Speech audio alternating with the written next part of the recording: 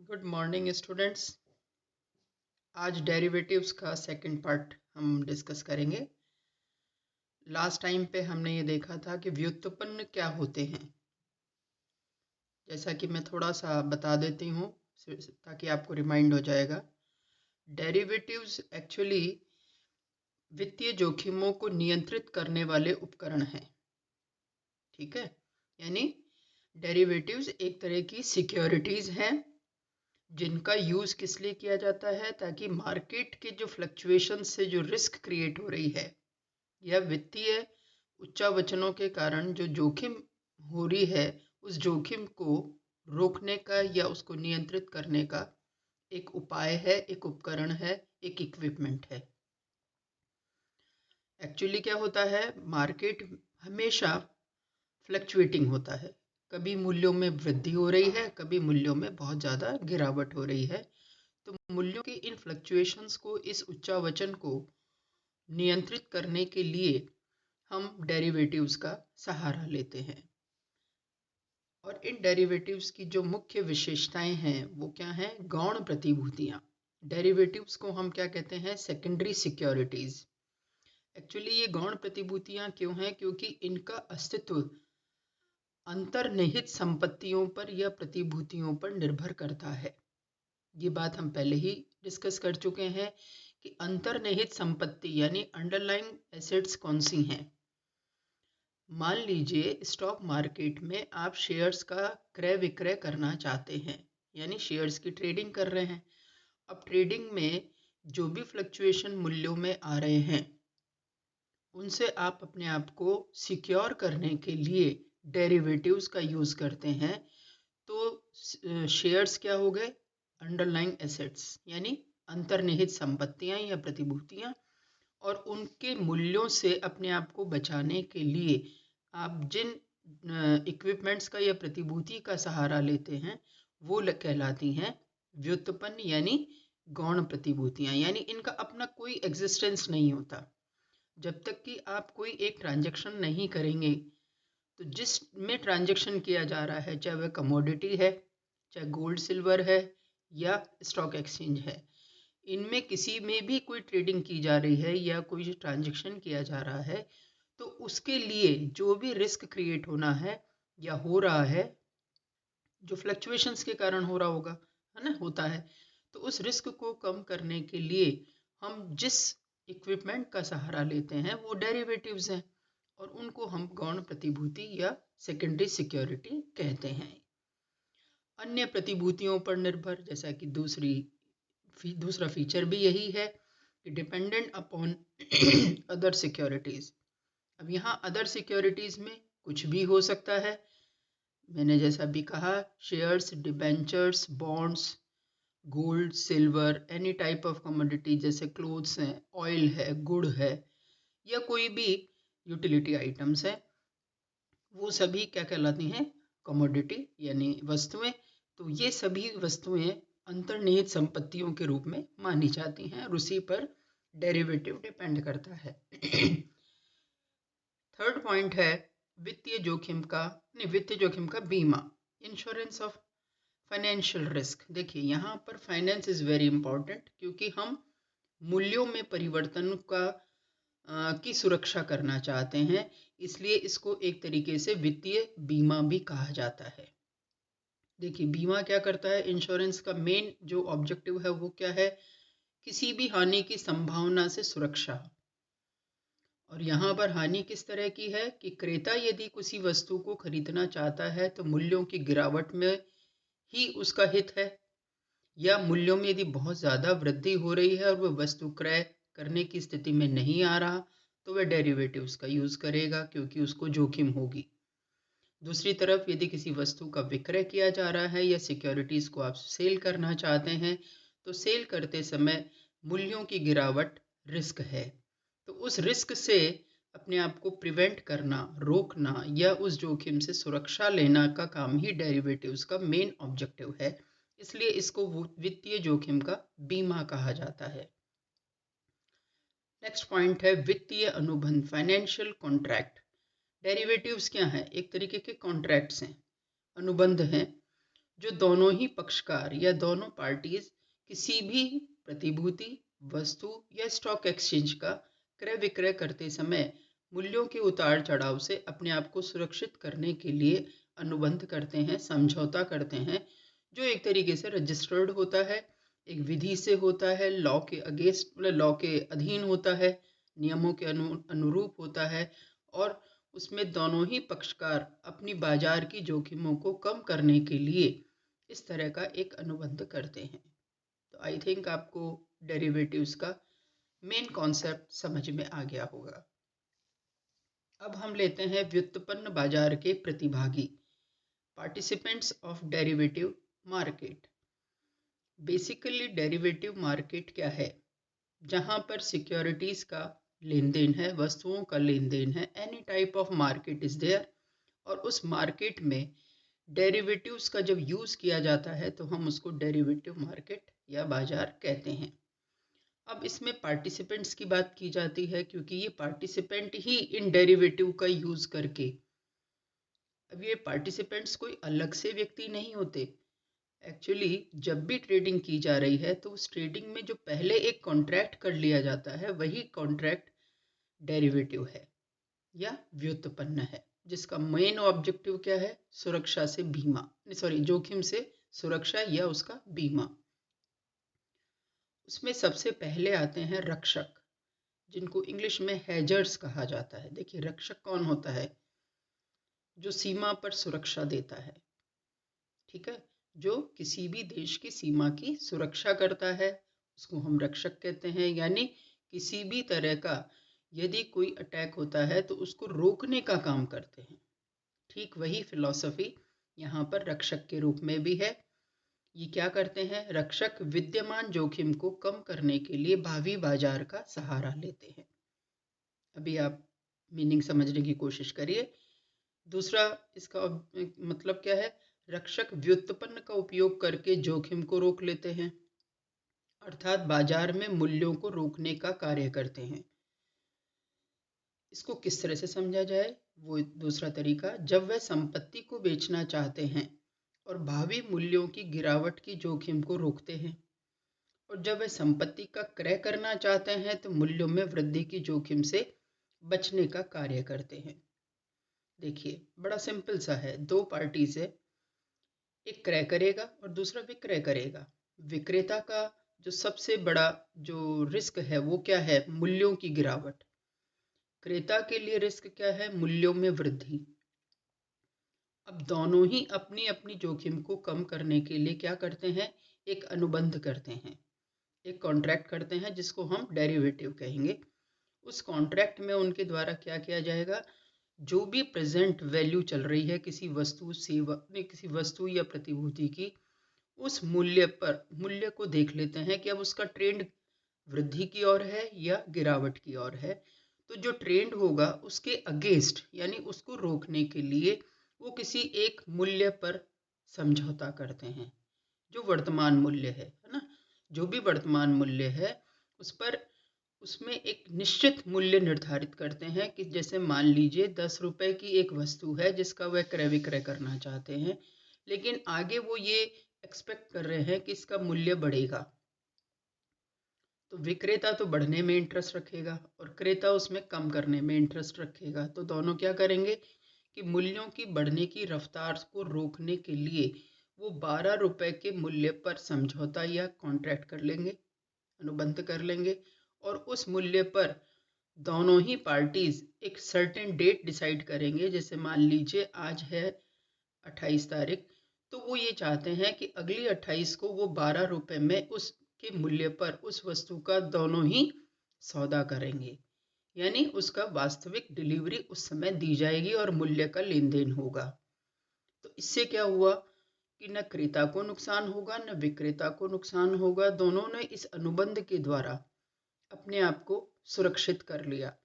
विक्रेता को भी मूल्य 10 की जगह 12 मिल गया और क्रेता को भी मूल्य बढ़ने के कारण जो 15 या 20 होने वाला है उससे उसको सुरक्षा मिल गई।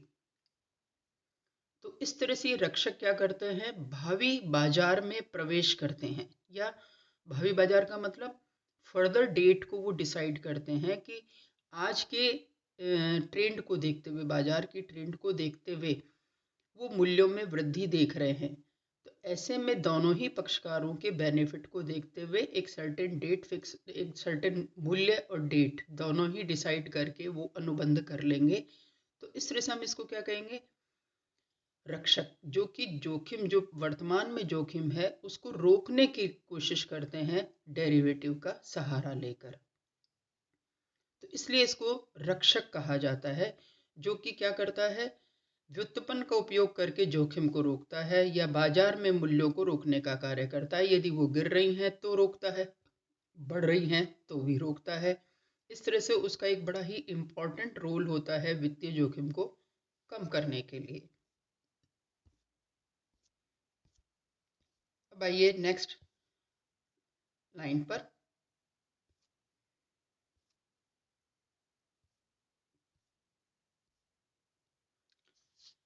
A hedger is a trader who enters the future market to reduce a pre-existing risk in the market. I think you understand all the meaning. Hedgers participate in the derivatives market to look the prices, to log the prices at which they will be able to do a buy or sell securities in the future, yeah, transactions in the future. This position is called long when they hold an assets which they may be selling in the future.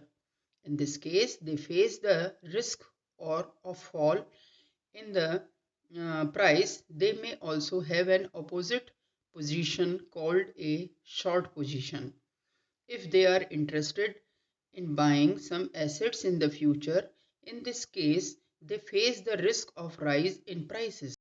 They try to reduce or avoid this price risk by dealing in derivatives. ठीक है, यदि कोई संपत्ति का विक्रय करना चाहता है, यानी बेचने का, सेलिंग का वो एक्टिविटी करना चाहता है, तो उसको हम क्या कहते हैं, लॉन्ग, दीर्घ। जब वह संपत्ति को बेचना चाहता है लेकिन भावी मूल्यों की गिरावट से जोखिम को रोकता है। ठीक है, falling price of, risk of falling price. और जब खरीदने की बात होती है, जब परचेजिंग की बात होती है, तो उसको दैट इज कॉल्ड शॉर्ट। जब संपत्ति को वह क्रय करना चाहता है, when he wanted to buy a security, तो मूल्यों में वृद्धि की जोखिम से बचना चाहते हैं। तो जो भी प्राइस राइज का जो रिस्क है उसको प्रिवेंट करने का काम हेजर्स करते हैं।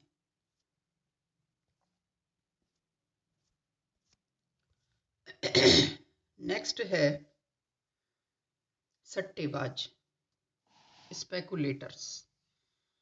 सट्टेबाज का नाम आते ही आपके दिमाग में कुछ ऐसा आया होगा जो बहुत इलीगल वर्क कहलाता है, लेकिन यहाँ पर सट्टेबाज डेरिवेटिव मार्केट का बड़ा ही इम्पॉर्टेंट पार्ट है जो लीगल है।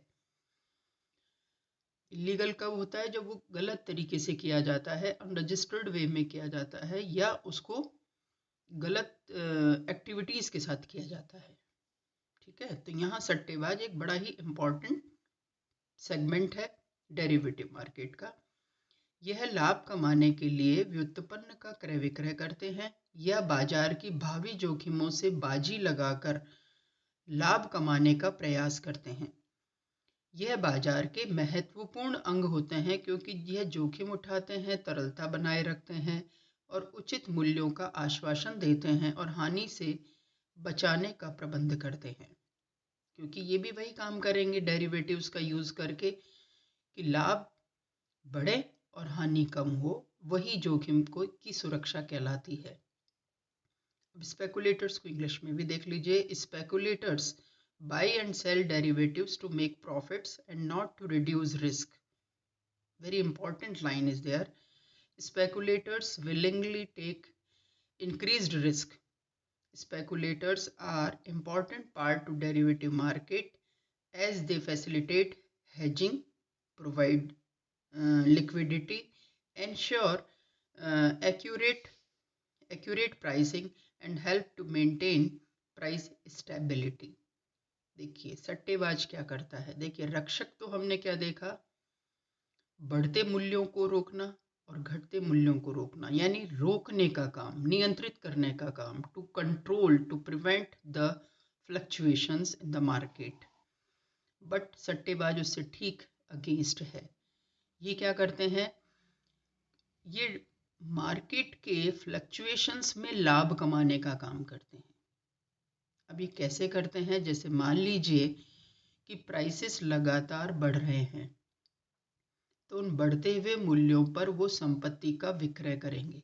यानी if prices are increasing in the market, यानी मार्केट का ट्रेंड क्या है, बूम की तरफ, फ्लक्चुएशन किस तरफ जा रहे हैं, प्राइस राइज की तरफ जा रहे हैं, मूल्यों की वृद्धि की तरफ जा रहे हैं, तो उस समय वो सेलिंग एक्टिविटी करेंगे, जिससे कि मूल्य जो बढ़ रहे हैं उनको बढ़ने देंगे और बढ़ने देंगे। तो ऐसे टाइम पर वो संपत्ति का विक्रय करके लाभ कमाएंगे। दूसरी तरफ उनके द्वारा क्या किया जाएगा, जब मूल्य डाउनवर्ड जा रहे हैं, जब मूल्यों में गिरावट होती है, तो उस समय वो संपत्ति को क्रय कर लेते हैं और वेट करते हैं कि जब मूल्य राइज होगा या मूल्य बढ़ेंगे तो वह उस संपत्ति का विक्रय कर देंगे। फिर से समझ लीजिए, स्पेकुलेटर क्या करता है, फ्लक्चुएशंस में प्रॉफिट अर्न करता है, लाभ कमाता है। ये लाभ कमाने का काम कैसे करेगा, जब मूल्यों में गिरावट हो, प्राइस डिक्लाइन कर रहे हैं, बाजार नीचे की तरफ जा रहा है, तो वो एसेट्स को खरीद लेंगे, संपत्ति को खरीद लेंगे, क्योंकि मूल्य गिर रहे हैं। तो जब खरीदना चालू करेंगे तो नेचुरली प्राइस गिरने से रुक जाएगा, उस पर थोड़ा कंट्रोल होना शुरू होगा। और जब मूल्य गिरने से रुक जाएंगे और बढ़ने लगेंगे तो वो बढ़ने की थोड़ी और वेट करेगा। अब मूल्य एक सर्टेन लेवल से ऊपर यदि ऊपर जा रहे हैं तो वहाँ पर फिर वह उसका सेलिंग एक्टिविटी शुरू या सेलिंग ट्रांजैक्शन शुरू कर देगा। तो उससे क्या होगा कि उस समय बेचने से मूल्यों की वृद्धि भी रुक जाएगी। आप सभी जानते हैं मार्केट में प्राइस क्यों बढ़ते हैं और मूल्य क्यों घटते हैं। तो इन फ्लक्चुएशंस के बीच में ही वो लाभ कमाने का काम करता है, और एक तरफ वो प्रॉफिट अर्न करता है, दूसरी तरफ मार्केट में वो डेरिवेटिव्स के थ्रू उसके हलचलों को रोकता है, या हलचलों से जोखिम जो जोखिम हो रही है, जो रिस्क क्रिएट हो रही है, उसको वो बीमित करता है, इंश्योर्ड करता है। तो इस तरह से सट्टेबाज का काम क्या हो गया कि प्राइस फ्लक्चुएशंस को में ही प्रॉफिट कमाना। उससे क्या है, उसकी मार्केट की लिक्विडिटी बनी रहती है, क्योंकि सेलिंग बाइंग एक्टिविटीज़ को वो डेरिवेटिव्स के थ्रू लगातार चलाता रहता है। जोखिम उठाता है, जोखिम कैसे उठाता है कि मूल्य गिर रहे हैं तो संपत्ति खरीद रहा है, मान लीजिए मूल्य उससे भी नीचे चले गए तो वो रिस्क ले रहा है, और जब वह बेच रहा है तो मूल्य बढ़ रहे हैं, यानी प्राइस राइज हो रहा है, और मूल्य जब बढ़ते ही चले जा रहे हैं और वह संपत्ति को किसी एक सर्टेन प्राइस पर बेचने का डेरिवेटिव ले कर चुका है, यानी अनुबंध कर चुका है, तो मूल्यों में और अधिक वृद्धि उसके लिए जोखिम होगी, यानी उसके लिए रिस्क हो जाएगा कि वह अधिक मूल्य पर नहीं बेच पाएगा। तो कुल मिलाकर वह रिस्क लेकर लिक्विडिटी बनाता है और हानि से बचने का प्रयास करता है। तो इस तरह से सट्टेबाज भी एक बड़ा ही इम्पॉर्टेंट सेगमेंट है मार्केट का। अब आता है तीसरा, मूल्यांतरक, जिसको आर्बिट्रेजर कहा जाता है। बहुत ही सिंपल सा है, ये विनिमय जोखिमों को कम करता है। जो विदेशी विनिमय दरों में जो फ्लक्चुएशंस आते हैं उनके लिए ये पार्टिसिपेंट मेन रोल प्ले करता है, जो दो या अधिक बाजारों में प्रचलित मूल्यों में भिन्नता का लाभ लेने के लिए विनिमय करते हैं। इस प्रकार अंतरपरक बाजार में समरूपता प्रदान करते हैं। Arbitrager is person who simultaneously enters into transactions in two or more markets to take advantage of the discrepancy between prices in these markets। यानी ये विशेष रूप से इंटरनेशनल मार्केट्स को देखते हैं। अंतर्राष्ट्रीय बाजार में कौन सी रिस्क है, रिस्क इंपोर्ट और एक्सपोर्ट के पेमेंट्स की है। वहाँ पर विदेशी मुद्राओं के मूल्यों में, फॉरेन एक्सचेंज वैल्यूज में जो चेंजेस होते हैं, उन फ्लक्चुएशंस को प्रिवेंट करने का काम आर्बिट्रेजर करता है। तो डेरिवेटिव मार्केट केवल इंटरनल मार्केट का पार्ट नहीं है, बल्कि ये इंटरनेशनल मार्केट का भी पार्ट है। इसमें ये क्या करेंगे, यदि किसी विदेशी मुद्रा का या फॉरेन एक्सचेंज की प्राइसेस में फ्लक्चुएशन आ रहा है, और मान लीजिए आपने इंपोर्ट किया है यानी आयात किया है वस्तु का, और उसका आपको पेमेंट करना है, या आपने लोन ले रखे हैं विदेशी सरकारों से या फॉरेन कोलैबोरेशंस में जो कोई किसी तरह का ऋण इत्यादि लिया है, तो उसका जब पेमेंट का टाइम आता है और मान लीजिए फॉरेन एक्सचेंज वैल्यूज बढ़ गए हैं, फॉरेन करेंसी का मूल्य बढ़ गया है, तो ऐसे में एक बहुत बड़ा रिस्क हो जाएगा किस चीज़ का, मूल्यों के बढ़ने का। तो पेमेंट ज़्यादा करना पड़ेगा। बहुत सिंपल तरीका बता रही हूँ। तो ऐसे में उस बढ़े हुए मूल्य से सुरक्षा लेने के लिए ये आर्बिट्रेजर काम करते हैं। ये क्या करते हैं, दो डिफरेंट मार्केट में साइमल्टेनियसली एंटर करते हैं। वो दो मार्केट कौन से होंगे, ए और बी। इन दोनों मार्केट में यदि किसी मुद्रा का मूल्य कम और ज़्यादा है, जहाँ आयात ज़्यादा होंगे तो मूल्य बढ़ेगा, जहाँ निर्यात ज़्यादा होंगे तो मूल्य कम हो जाएगा विदेशी मुद्रा का। ये तो आप समझ ही जाते हैं क्योंकि विदेशी बाजार है। तो ये ऐसे में क्या करेगा, जिस मार्केट में उस विदेशी मुद्रा का मूल्य बढ़ा हुआ है, इंक्रीज्ड वैल्यू ऑफ या increased purchasing power of foreign currency, जिस मार्केट में मूल्य ज़्यादा है वहाँ पर उस फॉरेन करेंसी का विक्रय करेगा, यानी कॉन्ट्रैक्ट करेगा, जिसको हम डेरिवेटिव कहेंगे। और जिस बाजार में मूल्य कम है वहाँ पर परचेज का सौदा करेगा, बाइंग से ट्रांजेक्शन करेगा। इससे क्या हो गया कि दोनों मार्केट में सेलिंग बाइंग एक्टिविटीज़ को साइमल्टेनियसली एक साथ करता है, और ये तब तक करेगा जब तक कि दोनों तरफ मूल्य एक नहीं हो जाते, समरूप नहीं हो जाते। समरूप का मतलब एक उनमें जो डिस्क्रिपेंसी है वो ख़त्म नहीं हो जाती, तब तक उस मार्केट को वो डेरिवेटिव्स के साथ काम में लेता है। फिर से समझ लीजिए, अंतरपरक आर्बिट्रेजर एक वो व्यक्ति है, एक ऐसा पर्सन है जो फॉरेन मार्केट्स को के अंदर विदेशी मुद्राओं के मूल्य को होमोजीनियस बनाता है, एक मतलब उनमें समरूपता लाता है। इसके लिए क्या करेगा, दोनों मार्केट में एक साथ कॉन्ट्रैक्ट करेगा, दोनों बाजार में डेरिवेटिव एक साथ यूज़ करेगा। एक जगह परचेज का डेरिवेटिव होगा, दूसरी तरफ सेलिंग का डेरिवेटिव होगा।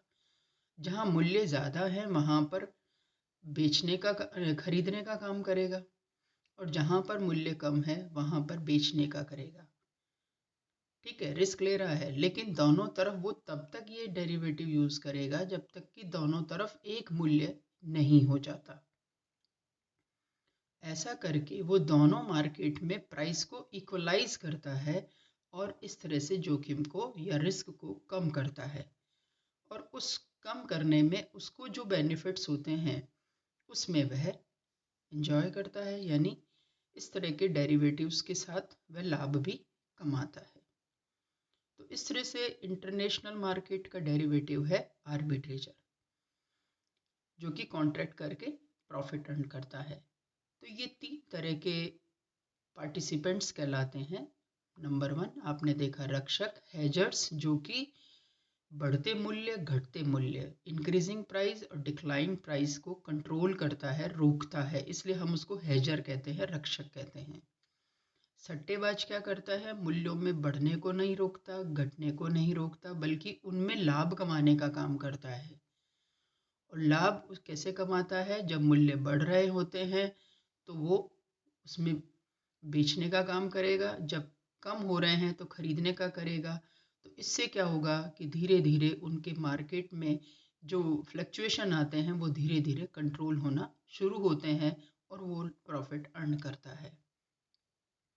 तीसरा आर्बिट्रेजर क्या करता है, दो मार्केट में एक साथ डेरिवेटिव्स यूज करेगा, और उससे वह विदेशी मुद्रा के मूल्यों में जो परिवर्तन आ रहे हैं, विनिमय दरों में, फॉरेन एक्सचेंज रेट्स में जो फ्लक्चुएशंस आ रहे हैं, उन फ्लक्चुएशंस को कम करने के लिए दोनों मार्केट को साइमल्टेनियसली यूज करके डेरिवेटिव यूज करता है और प्रॉफिट अर्न करता है। Thank you.